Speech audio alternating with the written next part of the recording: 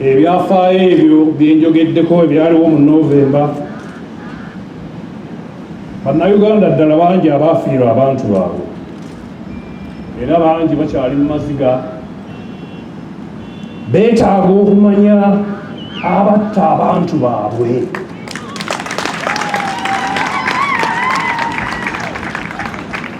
Oba okubategeeza nti tugenda mu kiseera ekizibu ennyo, era wano we ŋŋambira nti tuddamu okukaatiriza ensonga y'okunoonyereza ku kittabantu ekyaliwo mu Novemba nga 18 ne 19. Ensonga eyo yali nkulu nnyo. Nze ndi musomi wa Bayibuli era buli nkya nsaba Katonda atukulembere, atukwatireko,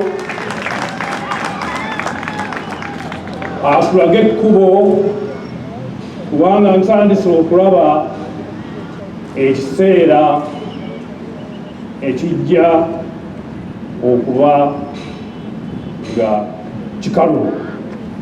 Totuwa mukulembeze yenna Mukama gw'olaba nga tayagala mirembe. Tuwa omukulembeze ayinza okutukuumira mirembe. Ayiga mu masomero aga bulijjo baabasekereranga, abasomanga essomo eryo nti musiru ddala ddala MDD, naye kaakati mugezi ddala ddala. Olaba n'abaagala okwesibawo mu byobufuzi nabo bayimba, era oba oli awo gye bulijjo eyo ensi eno erifuna omukulembeze waayo nga muyimbi. Nga munaalonda be munaalonda mutunule obanga balina ekisa eri abo be baagala okukulembera, nga tebabatulugunya, nga tebabaggyako byabwe lwampaka, nga tebabaggalira mu makomera, nga tebabaziyiza mu makubo mwe banaayita, naye nga baddembe, nga bajjudde ekisa, nga yessaako mu bigere by'oyo n'agamba singa nze mbadde omwavu ono ne bampisa bwe bati kyandinsanyudde. Sympathy, to be in the shoes of those that are oppressed, to liberate them.